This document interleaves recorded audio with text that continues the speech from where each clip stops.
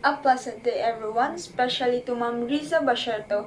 And eventually today, I am here in front of you to share about my chosen topic.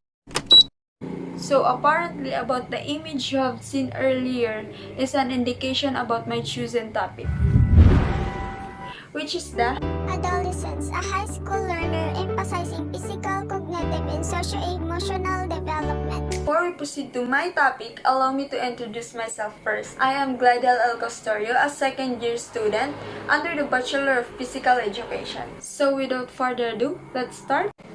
As we all come to the end of this presentation, we will be able to encounter the following objective.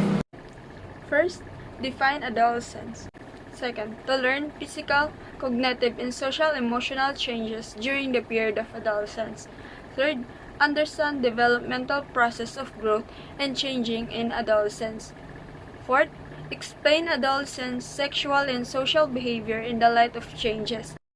When we say adolescence, it can be a time of both disorientation and discovery. In other words, it is a period of transition between childhood and adulthood. It has a big possibility for this stage that can have raised questions about dependence, identity, and many more. For this new generation, we cannot deny the fact that there are a lot of some people that conscious and often asked to determine if a youth's sexual behavior is considered as a typical behavior. Physical development. Debating their sense of self, they may face difficult choices about academics, friendship, sexuality, gender identity. These pubertal changes are driven by hormones that includes the growth of spark in height, underarm hair, skin changes, facial hair, deeper voice, breast development, and begin menstruating. These are some physical changes that occur greater than those of any other time in life in both girls and boys.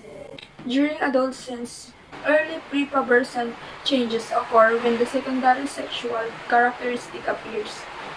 Therefore, adolescents may go through awkward stages both in their appearance and physical coordination. Girls may be anxious if they are not ready for the beginning of their menstrual period. Boys may worried about they do not know about nuclear immersions. So, there is a possibility to become conscious, sensitive, and worried about their own body changes. Cognitive development. Refers to a changes in the brain interact with the experience, knowledge, social demands, and produce rapid cognitive growth. The changes in how adolescents think, reasons, and understand can be given more dramatic than their obvious physical changes. These changes will reinforce adolescents' abilities to carry out the decisions that will help their brain growth and strengthening itself. It happens at a different pace of every adolescent. As a result, adolescents of the same age are not have the same thinking and reasoning skills. One of the few times in which the brain produces a large number of cells at a very fast rate. In fact, the brain creates many more cells than will be needed. The extra brain cells give adolescents more places to store information, which help them to learn new skills. The disadvantage of having an extra brain cells is that they also decrease the brain efficiency. As adolescents go to the school, live, and work, the brain turns down and extra growth based on the past of the brain the adolescents actively uses. While the cognitive capability in adolescence begins to acquire spatial awareness and formulate abstract or general ideas involve number, order, and cause effect. All these changes propel the adolescents from the world for the sensible and concrete thoughts to the world. Let's now move on to social-emotional development in adolescence. Socio-emotional development includes the children's experience, expression, and management of their emotions. In each one of individuals who are in this stage of adolescence, there isn't that our physical and cognitive is the one who will be changing, but aside for that, there is also emotions and how we'll be able to socialize to others. This will become to the stage where it will be difficult for you to socialize rather than before.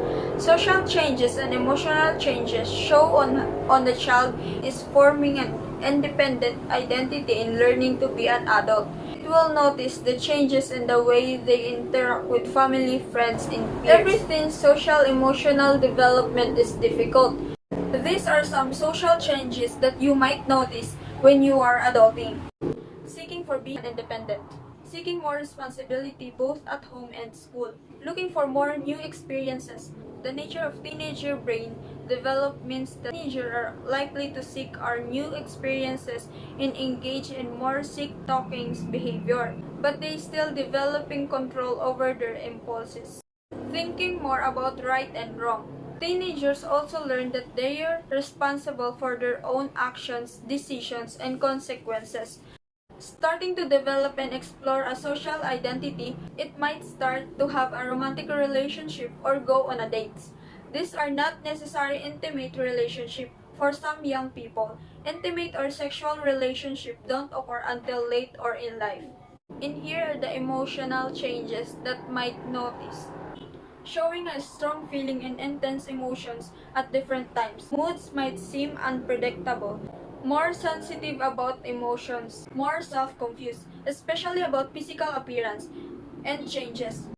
Teenager self-esteem is often affected by appearance or by how teenagers think they look. And for this stage, positive socio-emotional development is important.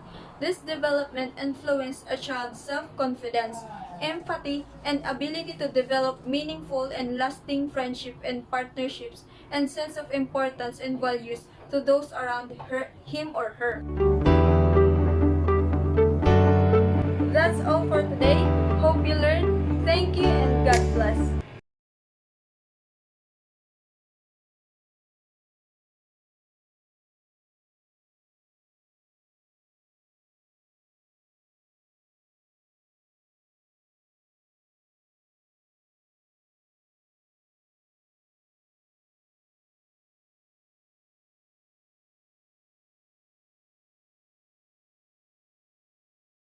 That's all for today. Hope you learned. Thank you and God bless. And it's me again, Gladel El Costorio.